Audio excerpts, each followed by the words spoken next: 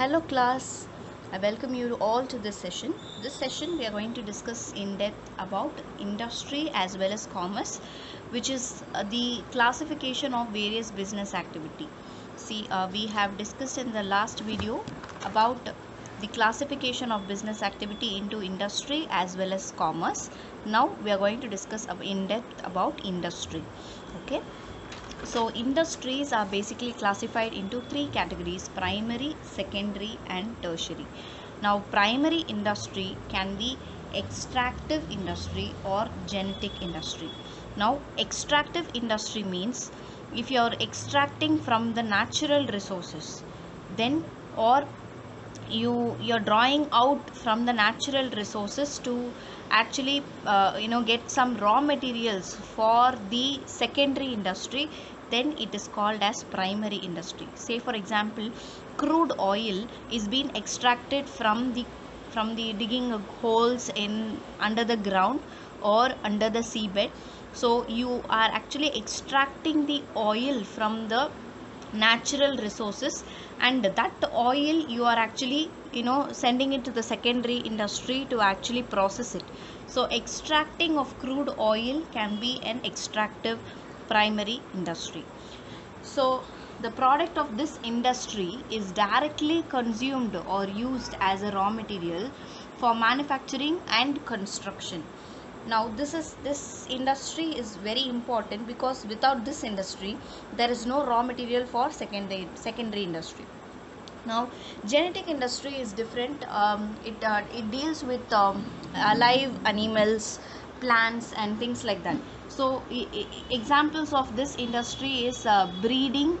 You have uh, poultry or nursery. Okay, so nursery, you can find some nurseries and they will be growing plants and various botanical gardens and things like that. So it is called as what? Genetic industry. Now moving further to the secondary industry. Secondary industry means they are classified into two categories: manufacturing and construction.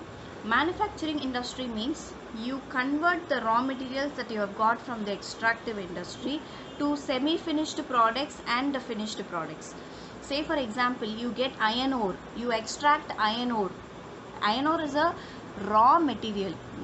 With that iron ore, if you are able to manufacture iron rods, it is called as semi-finished products. Or with that iron ore, if you are able to produce steel slabs or steel sheets, then it is called as semi-finished product. That uh, uh, steel sheets can be utilized to manufacture of plates or tumblers, or you manufacture some furniture out of the steel. You manufacture, you use it for building some sort of you know outer body for fridge or things like that, then it is called as a finished product. See, raw material is the iron ore. What is the raw material? Iron ore. Okay, iron ore will be converted into what? Steel. From iron only you can get steel. Then from the steel is a semi-finished product. Steel sheets is a semi-finished product. From that sheet you are able to produce some steel furnitures or things like that. So this is a finished product. So manufacturing, it is converting of raw materials into finished products. Now manufacturing industry can be classified into four categories: analytical industry, synthetical industry and processing industry or an assembling industry. You have four categories: analytical, synthetical and processing and assembling. So processing and assembling. So you have these industries. We are going to deal in depth after finishing construction. What is construction? Construction is using products of extractive and manufacturing industry to actually construct something. Say for example, you want to build a dam, you want to construct a building, you want to you need to construct a a flyover, or you need to construct a railway track. All these things are coming under construction oriented industry, where you use the extractive product of extractive and manufacturing industry. So the secondary sector, I told you that we will be discussing in depth about analytical industry. Analytical industry, you can see here, analytical industry means I have taken one example. Hope that this is clear. Okay, see, crude oil is being analyzed and converted into kerosene, diesel, lubricating oil, gasoline, petrol. How this is being done, I have a video for you. Please observe the video carefully. This video that's going to be played now will make you understand how petroleum is being refined out of crude oil. So crude oil is the raw material. It is from the extractive industry. So observe the video carefully. With a process called distilling. After oil is superheated, it becomes vapor. The vapor is fed into the distillation unit. As it rises and cools, the vapor turns back into a liquid. Using stacks of trays, the liquid is easily collected and separated by weight. The lighter and medium weight liquids require less processing before they're ready to be used in cars and trucks. The heavier liquids need more processing to become useful.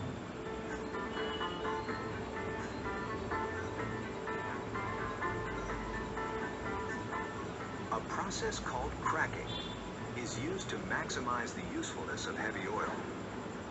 Heavy oil has long strings of carbon and hydrogen molecules. Using a catalyst, these molecules can be broken into smaller chains, transforming the heavy oil into lighter, more valuable fluids. Reforming is a process that increases the amount of gasoline produced from crude oil. One of the products separated in the distilling process is a liquid called naphtha. The number of carbon atoms in naphtha is about the same as the number found in gasoline, but their structure is more complex. Reforming rearranges the naphtha molecule, turning it into a usable gasoline-like molecule.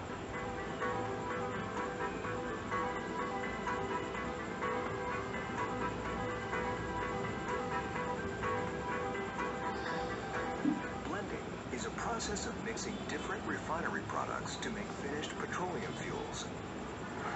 Gasoline, for example, is blended to achieve octane standards, creating the grades of gasoline you see at the pump, regular, mid-grade, and premium, that are necessary to meet the needs of specific engine types.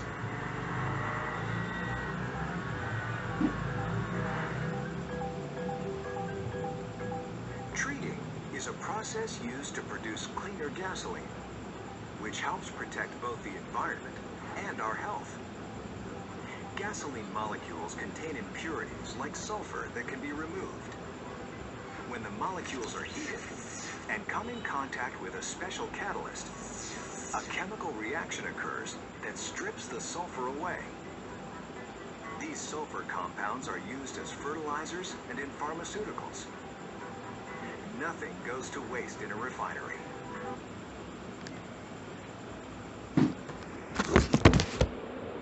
I hope the video was clear.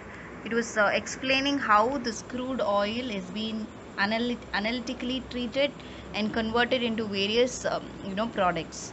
The second category is synthetical. Synthetical means it's like you add two or more products, mix it together, and finally get a new output. Say for example, you want to manufacture soap. You have various components to manufacture the soap. First you add in all the components, mix it, and you get something output called as a soap. Or you have chemical or detergents or things like that. So those kind of articles may be categorized as synthetical.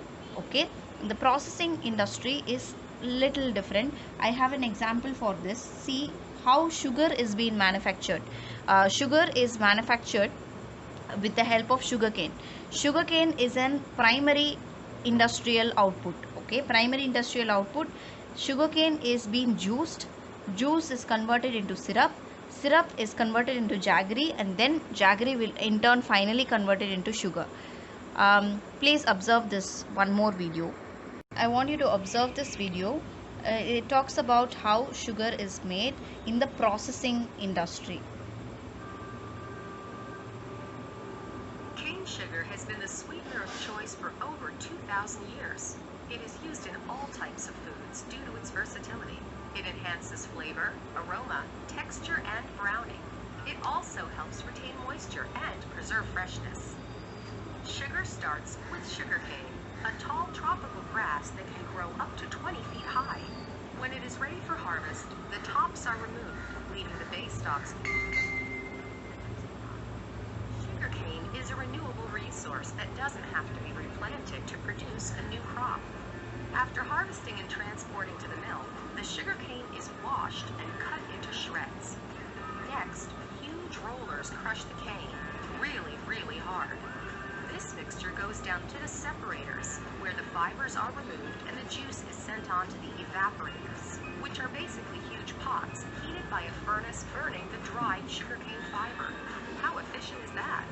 This syrup is thickened by boiling off the water. Once the syrup is cool, it is time for it to be crystallized.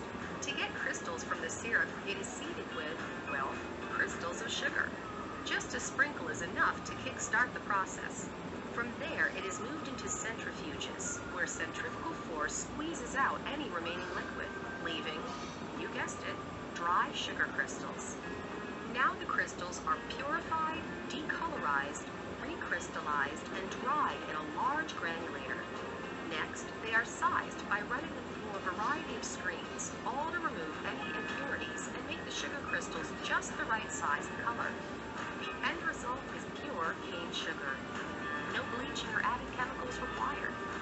Different types of sugar are created at various steps in this manufacturing process. Turbinado sugar has only been molasses washed off.